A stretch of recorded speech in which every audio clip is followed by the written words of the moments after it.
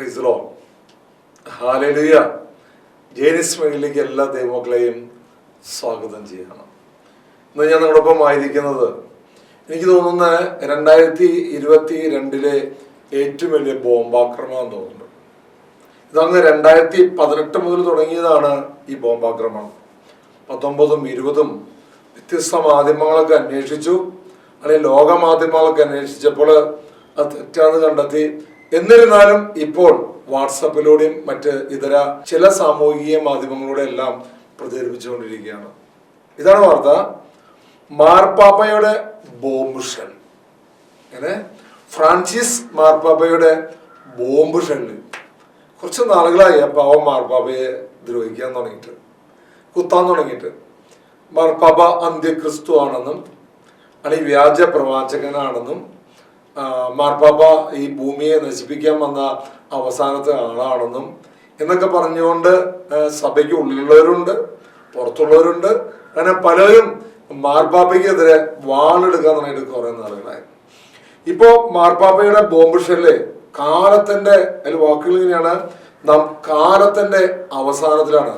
Bomb shell ഇങ്ങനെയാണ് പറഞ്ഞത്. Francis മാർപ്പാപ്പ ബൈബിൾ റദ്ദാക്കി പുതിയ പുസ്തകം നിർമ്മിക്കാൻ നിർദ്ദേശിച്ചു. നിങ്ങൾ കേട്ടിട്ടുണ്ടോ കഥ? കേൾക്കാൻ വഴിയുണ്ട്. പ്രത്യേകിച്ച് 2018 മുതൽ ഇത് പ്രചരിച്ചുകൊണ്ടിരിക്കുന്നുണ്ട്.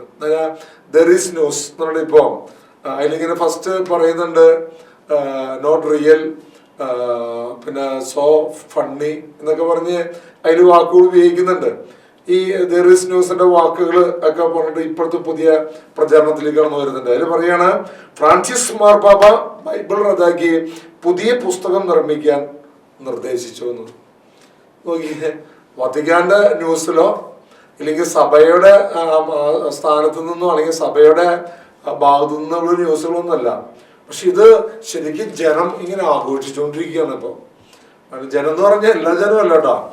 ഈ കത്തോലിക്ക സഭയ്ക്കെതിരെ വാളെടുക്കുന്നവരും ഇല്ലെങ്കിൽ ഫ്രാൻസിസ് മാർപ്പാപ്പയ്ക്കെതിരെ വാളെടുക്കുന്നവരുമായ കുറെ പേരുണ്ട്. ഇങ്ങനെ നിർദ്ദേശം കൊടുത്തിരിക്കുകയാണ്. മാർപ്പാപ്പ എന്താ പറയാ, ബൈബിള് ഇനി വേണ്ടെന്ന് പറഞ്ഞാൽ നമുക്ക് വായിക്കാട്ടോ, നല്ല രസമുണ്ടല്ലേ. നിർദ്ദേശിച്ചു ബൈബിൾ തീർത്തും കാലഹരണപ്പെട്ടതാണെന്നും സമൂല മാറ്റം ആവശ്യമാണെന്നും പ്രഖ്യാപിച്ചുകൊണ്ട് ഫ്രാൻസിസ് മാർപ്പാപ്പ ഇന്ന് ലോകത്തെ അത്ഭുതപ്പെടുത്തി. എങ്ങനെ എങ്ങനെ എങ്ങനെ ഒന്നുകൂടി ഞാൻ വായിക്കാം. ബൈബിൾ തീർത്തും കാലഹരണപ്പെട്ടതാണെന്നും സമൂലമായ മാറ്റം ആവശ്യമാണെന്നും പ്രഖ്യാപിച്ചുകൊണ്ട് ഫ്രാൻസിസ് മാർപ്പാപ്പ ഇന്ന് ലോകത്തെ അത്ഭുതപ്പെടുത്തി. അല്ലേ, നമ്മൾ ഞെട്ടിരിക്കല. വാർത്ത കേൾക്കുമ്പോൾ നമ്മൾ ഞെട്ടാണ് ചെയ്യുന്നത്. പിന്നീട് അങ്ങനെ ബൈബിൾ ഔദ്യോഗികമായി റദ്ദാക്കുകയും ഉന്നത വ്യക്തികളുമായി ഒരു മീറ്റിംഗ് നടത്തുകയും അവിടെ അത് മാറ്റി സ്ഥാപിക്കുന്ന പുസ്തകവും പേരും ഉള്ളടക്കവും തീരുമാനിക്കുകയും ചെയ്യും. ചില പേരുകൾ ഇതിനകം പഠനത്തിലാണ്. ഇനി പുതിയ പുസ്തകത്തിന്റെ പേരുകൾ പഠനത്തിലാണ്. ഏറ്റവും വിശ്വസനീയ ബിബ്ലിയ 2000 എന്നാണെന്ന്. ആയിരക്കണക്കിന് വർഷം പഴക്കമുള്ള ഈ പഴയ പുസ്തകം ഉപയോഗിച്ച് തികച്ചും പുതിയൊരു ലോകത്തിന് ഇത് പറ്റാത്തൊരു സംഭവം എന്ന് പറയുന്നത്. പുതിയൊരു ലോകത്തിന് ഇതാണ് വിശുദ്ധ ഗ്രന്ഥം അങ്ങ് മനസ്സിലാവുന്നില്ല എന്ന് പറഞ്ഞത്. അമ്മേ ഹല്ലേലൂയ. ശരിക്കും പറയുകയാണെങ്കിൽ ഈ ഒരു വാർത്ത ഇന്നിപ്പം ചില സഭാവിശ്വാസികൾ വാക്കുകളൊക്കെ കാണുമ്പോൾ കത്തോലിക്ക സഭ വിശ്വാസികളല്ല ഈ വാക്കുകളൊക്കെ പ്രയോഗിച്ചില്ല. അതിൽ പ്രത്യേകിച്ച് തെസ്സലോനിക്കക്കാർക്ക് ലേഖനങ്ങൾ അതിനെ കുറിച്ചൊക്കെ ഞാൻ പറയുമ്പോൾ തന്നെ നമുക്ക് ഇതിലൊന്ന് കാണിച്ചു തരികയും ചെയ്യാം നിങ്ങൾക്ക്.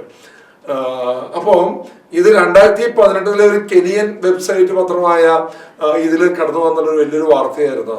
അത് ശരിക്കും പറഞ്ഞാൽ ഫണ്ണി വാർത്ത എന്നോ അല്ലെങ്കിൽ മറ്റുള്ള പറ്റിക്കുള്ള വാർത്തകളെന്നോ എന്തോ ആവട്ടെ, ഈ വാർത്ത ലോകം മുഴുവൻ പല ചാനലുകളിലും ആഘോഷിച്ചു. പിന്നീട് നമ്മുടെ ഇന്ത്യ ടുഡേ 24 അന്വേഷിച്ചായിരുന്നു പറഞ്ഞാൽ ഇത് ഫേക്കാന്ന് മനസ്സിലാക്കി.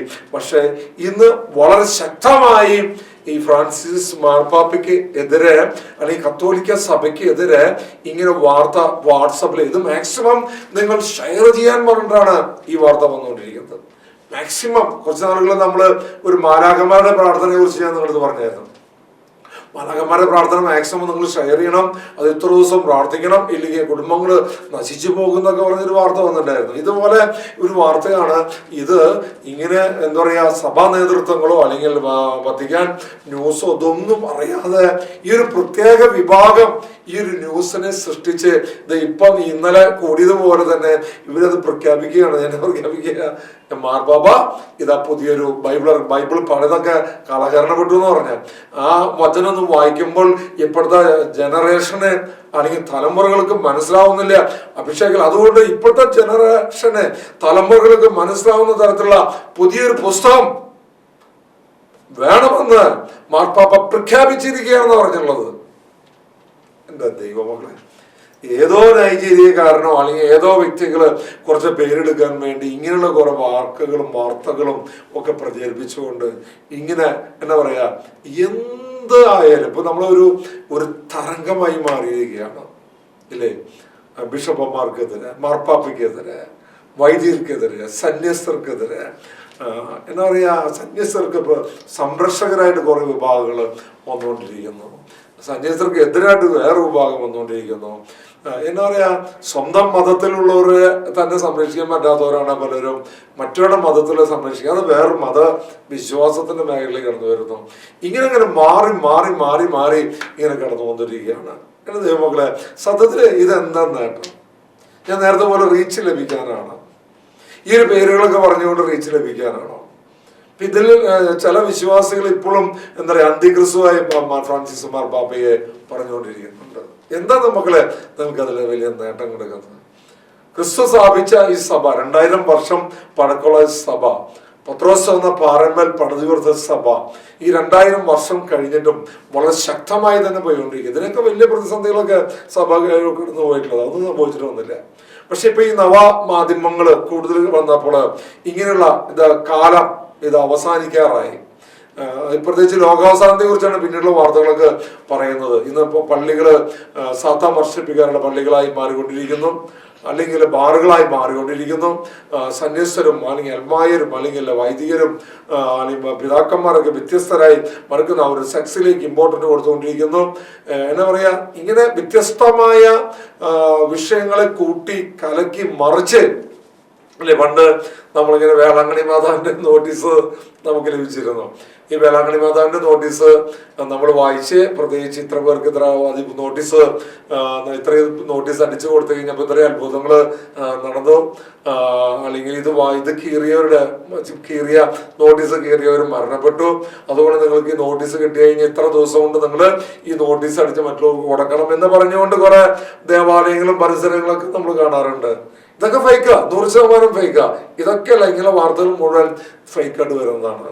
സഭ ഇത് ഔദ്യോഗികമായിട്ട് ഒന്നും പറയുന്ന കാര്യങ്ങൾ. ഇങ്ങനെ ആരെങ്കിലും ഒരാള് എന്താ പറയാ, ഇപ്പൊ ന്യൂസ് ചാനലിൽ നിന്നിട്ട് മദർ തെരേസനെ കുറ്റപ്പെടുത്തുന്ന വിഭാഗങ്ങളുണ്ട്, കത്തോലിക്ക സഭയെ കുറ്റപ്പെടുത്തുന്ന വിഭാഗങ്ങളുണ്ട്.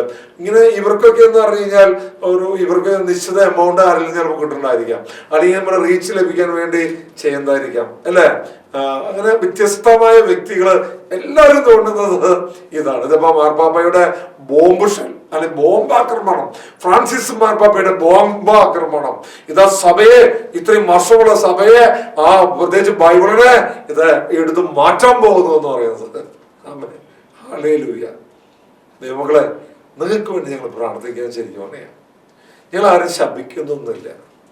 നിങ്ങൾക്കൊക്കെ ശരിക്കും എന്ന് പറയുക എന്താണ് ഉദ്ദേശിക്കുന്നത്? നിങ്ങൾ വയറ്റിപ്പഴപ്പനാണെങ്കിൽ മറ്റെന്തെങ്കിലുമൊക്കെ പ്രവൃത്തികളുണ്ടെന്നുള്ള ഈ മറ്റുള്ളവരുടെ മുഖങ്ങൾ കരുതേച്ചുകൊണ്ട് ഇങ്ങനെ പ്രശസ്തരായ നോക്കുമ്പോൾ മക്കളെ, ഇതിനൊക്കെ പിന്നിലെ അത് എന്താ പറയുക, സാത്താന്റെ കരങ്ങളെന്ന് മനസ്സിലാക്കിയിരിക്കണം. ഇത് മനസ്സിലാക്കിക്കൊണ്ട് നാടിനും വീടിനൊക്കെ രക്ഷിക്കാൻ വേണ്ടി ഇനിയെങ്കിലും ഇങ്ങനെ കെട്ടുകഥകളൊക്കെ ചമച്ചുണ്ടാക്കിക്കൊണ്ട് ഇതൊക്കെ പ്രചരിപ്പിക്കില്ല ദൈവമക്കളെ.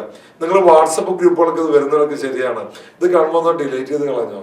ഇതൊക്കെ എന്താ പറയുക, ചുമ്മാ എന്താ പറയാ, സഭയുടെ ഒരു ഔദ്യോഗികമായ ഒരു വാർത്തകളോ അല്ല, മനസ്സിലായ. അപ്പോൾ ഔദ്യോഗിക വാർത്തകളാണെങ്കിൽ ഇതൊക്കെ നോക്കിക്കൊണ്ടിരിക്കുന്ന മാധ്യമങ്ങളൊക്കെ ശരിക്കും ശ്രദ്ധ കേന്ദ്രീകരിച്ചുകൊണ്ടിരിക്കുക. there is ന്യൂസ് ആയാലും, നൈജീരിയൻ ന്യൂസ് ആണെങ്കിലും, ഏത് ന്യൂസ് ആണെങ്കിലും, ഇപ്പം എഴുതപ്പെട്ട ന്യൂസ് ആണെങ്കിലും ഇതൊക്കെ മാറ്റുക. നമുക്ക് അതിനോട് വേണ്ടി പ്രവർത്തിക്കാം. ആമേൻ.